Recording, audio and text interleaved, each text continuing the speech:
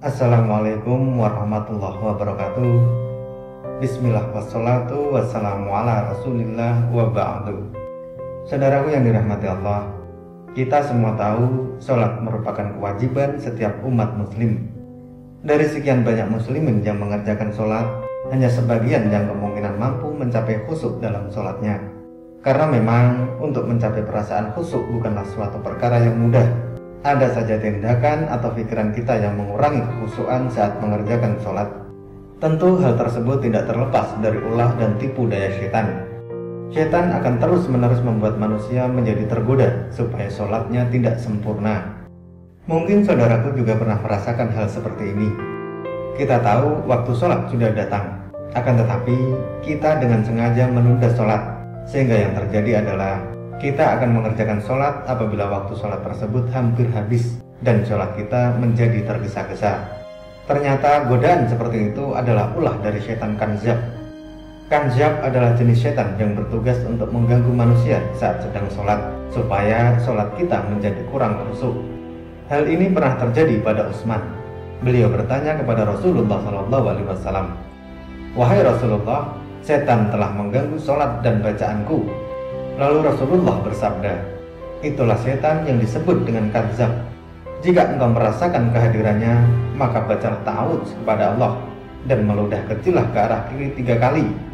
Utsman mengatakan, "Aku pun melakukan hal itu, dan Allah pun menghilangkan waswas setan dariku." Hadis riwayat Ahmad. Dari hadis tersebut bisa kita simpulkan bahwa apabila kita sedang kurang khusyuk dengan sholat, maka sangat dianjurkan untuk memohon perlindungan dari Allah dengan mengucapkan ta'awudz. Perlu saudaraku ketahui, setan kadzab akan mengganggu manusia yang hendak mengerjakan ibadah sejak awal hingga akhir sholat.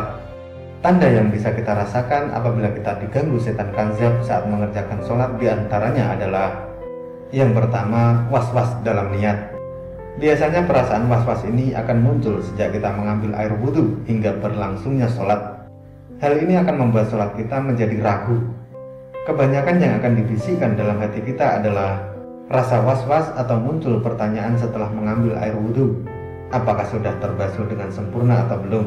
Kemudian lupa jumlah rakaat, lupa dalam bacaan sholat, dan lain sebagainya. Apabila mengalami hal seperti itu dalam sholat, berhati-hatilah.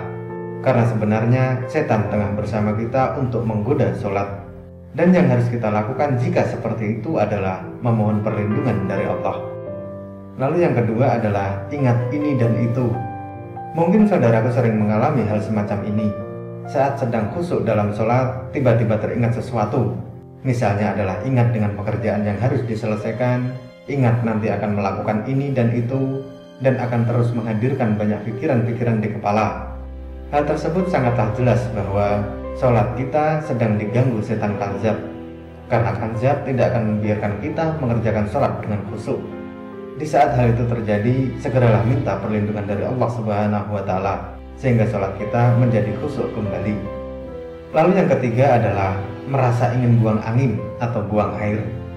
Hal ini pun mungkin pernah saudaraku alami. Tiba-tiba di tengah sholat, perasaan kita mengatakan rasanya seperti buang angin, sehingga memunculkan keraguan dalam sholat kita. Apakah buang angin atau tidak?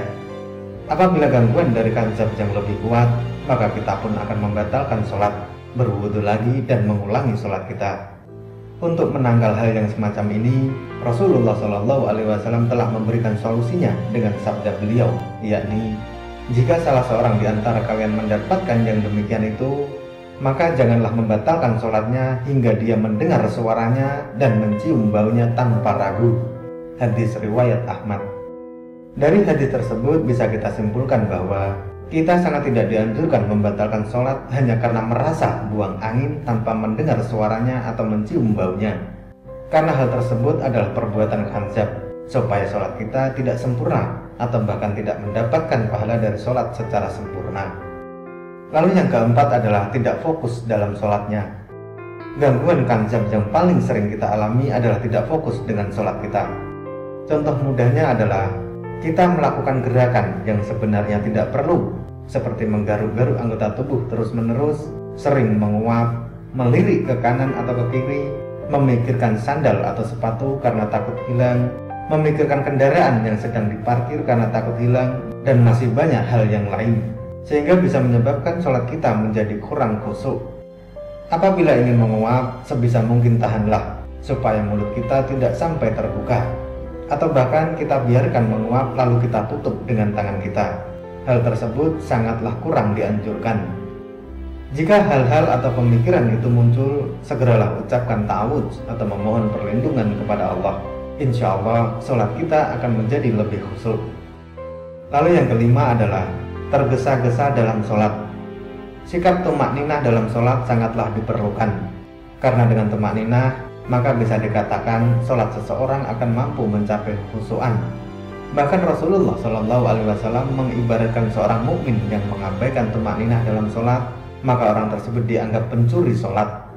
Maksudnya adalah tidak sempurna dan tidak menyempurnakan ruku dan sujudnya dengan benar saat sholat. Ada satu kisah menarik yang mungkin bisa kita petik hikmah dan kita terapkan dalam sholat kita. Suatu hari seusai sholat berjamaah, Rasulullah duduk bersama para sahabatnya di salah satu sudut masjid. Tiba-tiba datang seorang laki-laki ke sebuah sudut lain dan langsung mengerjakan sholat sendirian. Dalam sholatnya, orang itu ruku dan sujud dengan cara mematuk atau sebentar-sebentar karena terburu-buru. Melihat hal itu, kemudian Rasulullah berkata kepada para sahabatnya, "Apakah kalian menyaksikan orang ini? Barang siapa meninggal dalam keadaan sholatnya seperti itu, maka dia meninggal di luar agama Muhammad." Nabi SAW kemudian mengkiaskan atau memperumpamakan orang seperti itu seperti burung gagak yang sedang mematuk darah, dan seperti orang lapar yang hanya makan sebutir atau 2 butir kurma. Bagaimana dia bisa kenyang? Tanya beliau kepada para sahabatnya. Menurut sebagian ulama besar mengatakan, perbuatan terburu-buru hingga merusak gerakan dan makna sholat merupakan perbuatan dosa besar. Karena sholat tanpa melengkapi syarat dan rukunnya, termasuk tumakninah, bisa dikatakan tidak sah sholatnya. Bahkan Allah menganggap tidak ada sholat bagi orang yang lalai dalam sholatnya. Mungkin bagi kita hal tersebut terkesan sepele, atau bahkan ada yang mengatakan, yang penting aku sholat daripada yang tidak sholat. Ketahuilah wahai saudaraku, Allah dan Nabi SAW sangat mencela dan mengancam perbuatan tersebut, bahkan sampai dikatakan sebagai pencuri sholat. Karena kita semua tahu, sholat merupakan hubungan batin antara hamba dengan Allah yang sangat sakral. Hubungan khusus ini mengandung makna penghambaan kita kepada sang pemilik kehidupan. Oleh karenanya, tepislah sebisa mungkin gangguan setan kanzab saat kita sedang mengerjakan sholat. Jika pikiran kita mulai kemana-mana, segeralah ucapkan ta'awudz atau memohon perlindungan kepada Allah. Insya Allah dengan begitu, sholat kita akan kembali khusyuk. Semoga Allah Subhanahu wa Ta'ala selalu mengampuni dosa dan kesalahan-kesalahan kita. Amin, amin ya rabbal alamin. Wallahu a'lam bishawab. Semoga materi ini bermanfaat. Sampai ketemu pada materi berikutnya. Dan wassalamualaikum warahmatullahi wabarakatuh.